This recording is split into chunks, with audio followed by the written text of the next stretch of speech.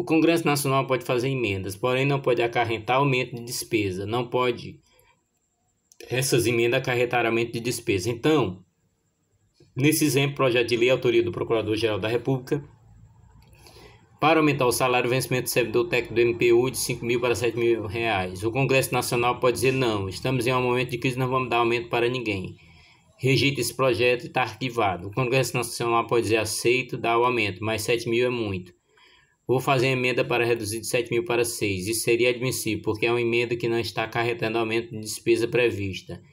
E o Congresso até poderia mexer em outro artigo do projeto de lei, desde que mantivesse o vencimento em 7.000. O que não se admite é que o Congresso aumente esse valor total da despesa, que o Congresso faça uma emenda parlamentar que acarrete aumento de despesa prevista. Porque que nos projetos de lei de iniciativa privada de um poder, não pode o Congresso Nacional fazer emenda que acarrete aumento de despesa prevista. Separação dos poderes. Quer dizer, você vê que realmente o princípio da separação dos poderes é um grande princípio, é uma grande diretriz que informa o direito constitucional e a vida política brasileira. Ele vai se comunicando para outros caminhos. Ele vai se realizando em vários dispositivos da Constituição. Mas, basicamente, em termos de processo legislativo, essas seriam as três consequências principais do princípio da separação dos poderes. A excepcionalidade de qualquer legislação oriunda do Poder Executivo. A existência de hipótese de iniciativa privada de outro poder, quer dizer, caso que o Congresso só pode votar a pedido de outro, pode ser provocado por outro poder. A vedação do aumento de despesa por emenda parlamentar nesse projeto de iniciativa privativa. A gente falou das exceções. No caso executivo e do judiciário também pode poder legislar. Isso acontece também no poder legislativo ter a prerrogativa em algum momento de julgar, por exemplo. Sim, acontece. O poder legislativo também exerce a função judicante, a função jurisdicional, digamos assim, quando ele, por exemplo, julga determinada autoridade pela prática de crime de responsabilidade. Quando julga o impeachment, impedimento de algumas autoridades. Aliás, aqui me permite usar a audiência aqui do nosso para fazer um serviço de utilidade pública com prestação de serviço. A pronúncia correta é impeachment.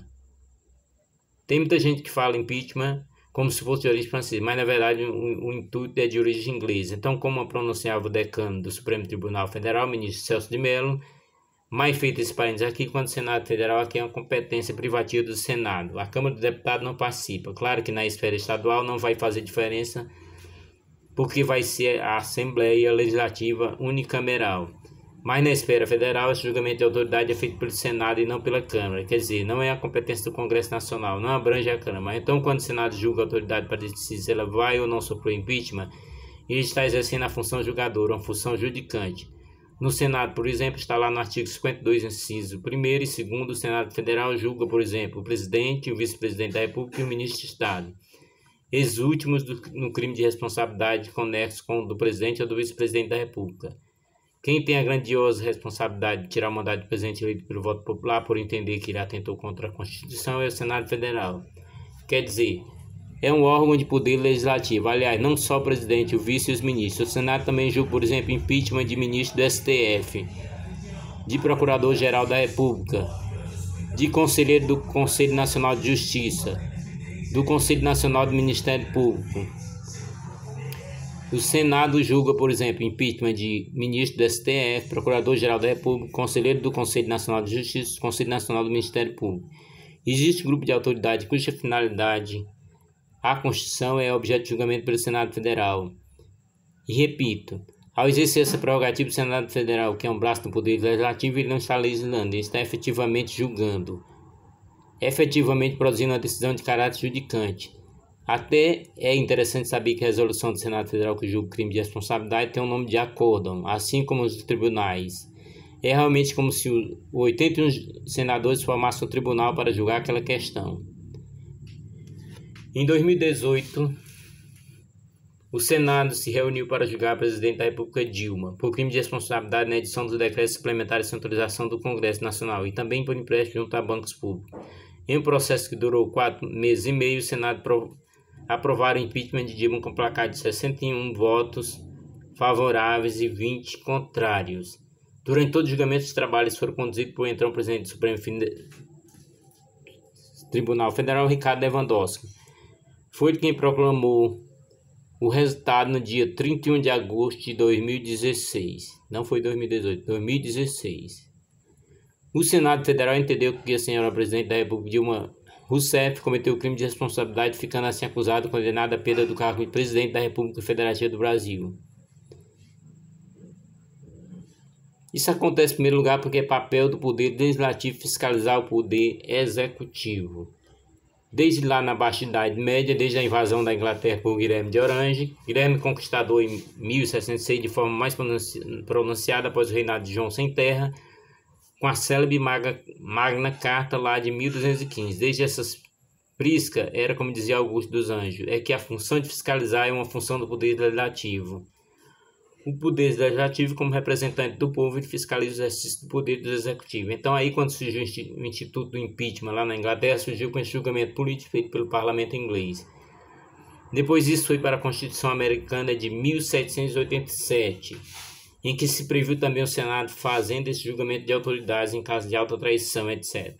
E veio para o ordenamento brasileiro. Isso quer dizer, a origem útil disso daí é o fato que, como poder legislativo que fiscaliza o ato do poder executivo, é o poder legislativo que vai julgar um eventual atentado à Constituição, praticado, por exemplo, pelo presidente da República. Lembrando que esse julgamento do impeachment não tem natureza de um julgamento criminal comum. A pessoa condenada não vai para a cadeia, por exemplo, não cumpre pena de reclusão ou detenção ou multa. Apenas as penas para o impeachment e as penas para a condenação pela prática de crime de responsabilidade são perda do cargo, destituição do cargo ocupado, que é o impeachment propriamente dito, e inabilitação para exercer qualquer outro cargo ou função pública pelo período de 8 anos. É um julgamento de natureza política, feito por um órgão da natureza política, que é o Senado Federal. E como consequência também na natureza política, o impeachment e a inabilitação por 8 anos para exercer o cargo ou função. Além desse julgamento, você falou que o poder legislativo fiscaliza o poder executivo. Quais são os instrumentos para essa fiscalização?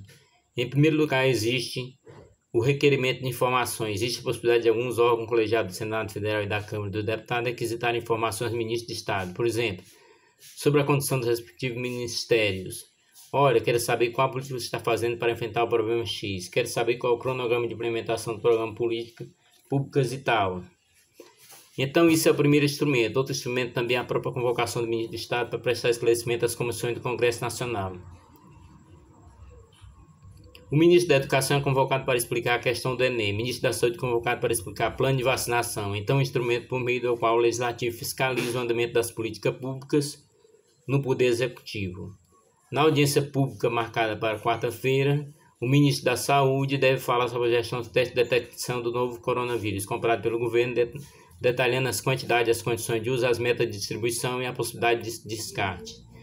Os exames que perderiam a validade no próximo mês são considerados mais eficazes para diagnosticar doenças que teriam custado 290 milhões de reais.